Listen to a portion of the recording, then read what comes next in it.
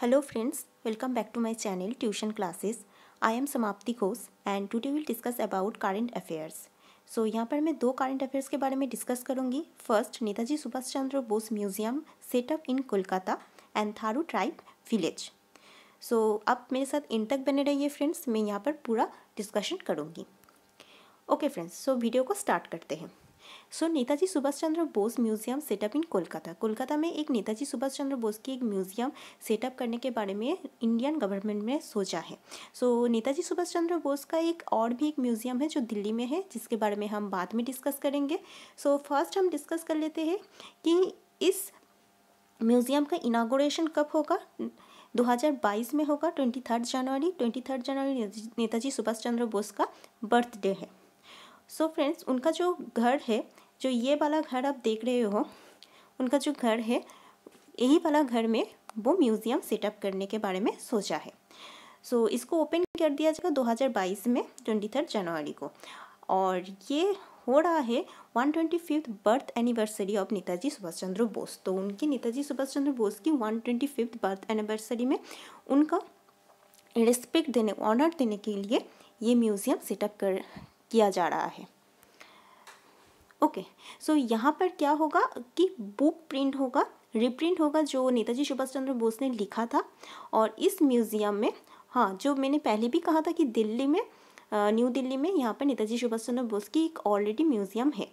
सो नेताजी सुभाष चंद्र बोस की जो और एक म्यूज़ियम है इन न्यू दिल्ली, तो उसके बारे में हम थोड़ा डिस्कस कर लेते हैं. तो फ्रेंड्स, इस म्यूज़ियम में डॉक्यूमेंटेड है INA, जो हम जानते हैं इंडियन नेशनल आर्मी, जो नेताजी सुभाष चंद्र बोस का खुद का आर्मी था, वो उसमें बैटल कितना क्या क्या बैटल था, मतलब कौन सी लड़ाई लड़ी थी, उसके बारे में यहाँ पर दिखाया गया है.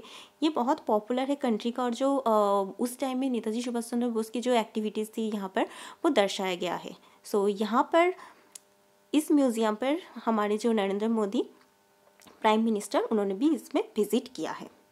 ओके, सो इसकी जो पॉपुलैरिटी, जो नेताजी सुभाष चंद्र बोस का सिर्फ इंडिया के साथ ही रिलेशन नहीं था, वो बहुत सारे अदर्स कंट्री के साथ भी उनका रिलेशन था. जो इसकी पॉपुलैरिटी जो सुभाष चंद्र बोस की वजह से मिला, उसकी वजह से म्यूज़ियम को भी बहुत सारे जो विजिट करने के लिए आते हैं, वो बहुत ज़्यादा फॉरेनर भी है. सो ये है नेताजी सुभाष चंद्र बोस का जो दिल्ली वाला जो म्यूज़ियम है, वो ये है. ओके फ्रेंड्स, सो अब हम बात करते हैं सेकेंड, थारू ट्राइबल विलेज. तो थारू ट्राइबल विलेज क्या है? तो थारू एक ट्राइबल सोसाइटी है जो बेसिकली उत्तर प्रदेश में है. सो यहाँ पर क्या स्कीम लॉन्च किया है, पहले हम वो देख लेते हैं. सो उत्तर प्रदेश गवर्नमेंट ने रिसेंटली एक स्कीम लॉन्च किया है कि थारू जो ट्राइब्स है उनके लिए, उनको उनके जो विलेज है वो टूरिज़्म मैप में दर्शाएंगे. मतलब उनके मेन इंटेंशन ये है कि उनको जॉब और इकोनॉमिकली इंडिपेंडेंट बनाना.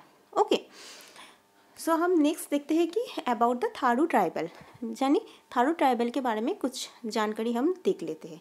सो ये लोग लोअर हिमालय में रहते हैं. Tharu means Theravadi Buddhism. तो बुद्धिज़्म के बहुत सारे पार्ट होते हैं, थेरवादी, महायान, हीनयान. तो इनमें से थेरवादा एक बुद्धिज़्म की एक सेक्ट है, तो जिसके फॉलोअर है ये लोग. तो उसका थारू का मीन्स यही है. तो लोकेटेड क्या है, लोकेशन है नेपाल एंड इंडिया और नेपाल में ये थारू जो ट्राइब है वो हमें दिखता है. तो इंडिया की कहाँ कहाँ होता है? बिहार, उत्तराखंड एंड उत्तर प्रदेश. तो ये लोग जो ट्राइबल सोसाइटी, जो ट्राइब्स होते हैं, तो ये लोग कहाँ रहते हैं? फॉरेस्ट में रहते हैं. तो ये भी फॉरेस्ट में रहते हैं, बिहार, उत्तराखंड एंड उत्तर प्रदेश में. What is the scheme? तो स्कीम में क्या बोला है?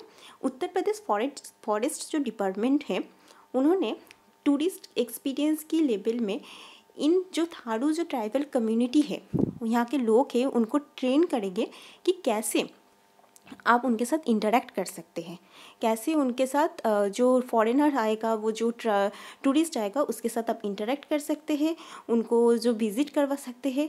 और क्या है कि आप यहाँ पर जो फॉरेस्ट में लोग कैसे रहते हैं, उसको जानकारी के लिए यहाँ पर उनको ट्रेन किया जाएगा. तो ये पूरा उत्तर प्रदेश फॉरेस्ट डिपार्टमेंट ने इसका पीड़ा उठाया है. ओके, सो इनका जो हार्ट होता है वो है ग्रास से बड़ा हुआ, जैसे गांव में आप देखोगे या फिर फॉरेस्ट में देखोगे कि ग्रास से बना हुआ हट है।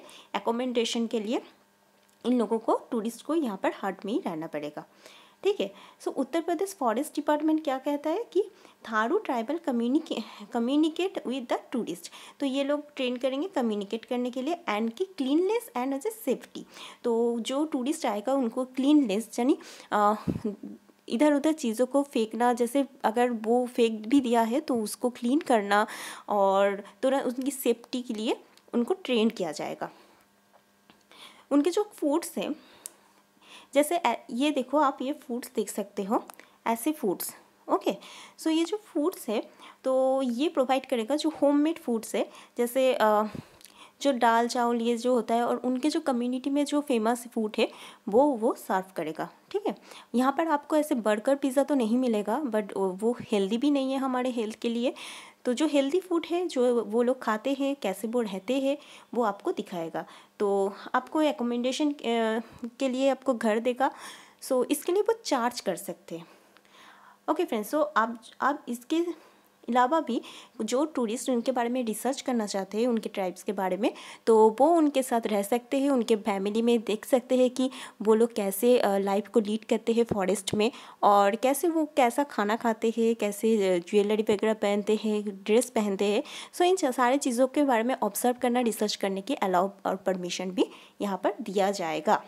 तो यही स्कीम में बताया गया है, ताकि इन सारी चीज़ों के लिए ये जो ट्राइबल कम्युनिटी है, ये लोग एक चार्ज डिसाइड करेगा, पैसा लेगा टूरिस्ट से, और इससे क्या होगा, उन लोगों को इकोनॉमिकली हेल्प होगा, वो लोग इकोनॉमिकली इंडिपेंडेंट होगा, और जो गवर्नमेंट के लिए इतना बजट, और ये जो लोगों के लिए जो बजट पेश होता है, या फिर जो लोगों के लिए गवर्नमेंट को जो ये सारे पीड़ा उठाना पड़ता है, तो ये ऐसा नहीं होगा, ये लोग अपने आप इंडिपेंडेंट हो जाएगा।